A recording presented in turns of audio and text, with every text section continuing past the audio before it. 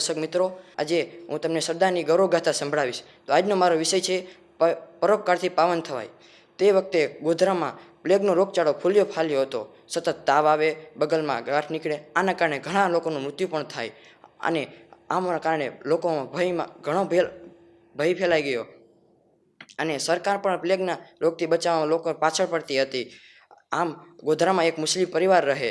મુસ્લિમ પરિવાર બિરાદર નાઝર એકનો એક છોકરો હતો. તે પણ પ્લેગમાં સપડાયો. તેને પણ બગલમાં ગાંઠ થઈ અને સતત તાવ આવ્યા લાગ્યો. તેને તો કંઈ સમજાતું નથી શું કરવું. તેના તો ટાટિયા ઝીલા થઈ ગયા. આજુબાજુમાં જોયું તો કોઈ મદદ કરવા પણ નહોતું અને બધા જ લોકો પ્લેગથી બચવા ગોધરા છોડીને જતા રહ્યા હતા અને બાકીના લોકો વિસરા બોલા બાંધીને જવાની તૈયારી કરી રહ્યા હતા. નાઝરને તો કંઈ સમજાતું જ નહોતું. ત્યારે તેના મિત્રની યાદ આવી અને તેના મિત્રો તેની ઘરે આવ્યો અને જ્યારે નાઝર પોતાના દીકરાને સ્પર્શ કરતા પણ ડરે ત્યારે આ મિત્રએ તેના દીકરાને દવા ચોપડવાનું ચાલુ કરી દીધું.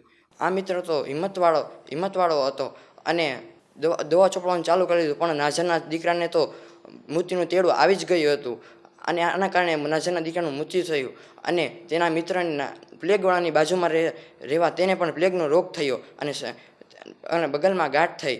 હા, તેને પણ પ્લેગનો ભરડો થયો અને પોતાના પત્ની અને બાળકોને પિયર મોકલી દીધા અને પોતાની સારવાર જાતે જ કરવા લાગ્યા અને હિંમતના બાદશાહ હતા અને આવી રીતે તેને પ્લેગના લોગને ભગાડી મૂક્યો અને તેને તો કોઈ જ વાતની ચિંતા નથી. તેને એક જ વાતનો સંતોષ હતો કે આપણે કોઈ ઉપર પરોપકાર કરીએ તો પાવન થઈ જવાય.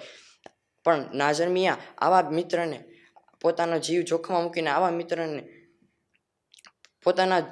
પોતાનો જીવ જોખમમાં મૂકીને કોણ મદદ કરવા આમ કોણ મળે? ત્યારે નાઝર મિયા સરદાર વલ્લભભાઈ પટેલને અંતરથી નમી પડ્યા. આ પ્રસંગમાંથી આપણને બોધ મળે છે કે આપણું મન ચોખ્ખું હોય તો આપણે પવિત્ર બની જવાય અને આપણે જ્યારે કોઈની મદદ કરીએ ત્યારે સંતોષ થાય છે.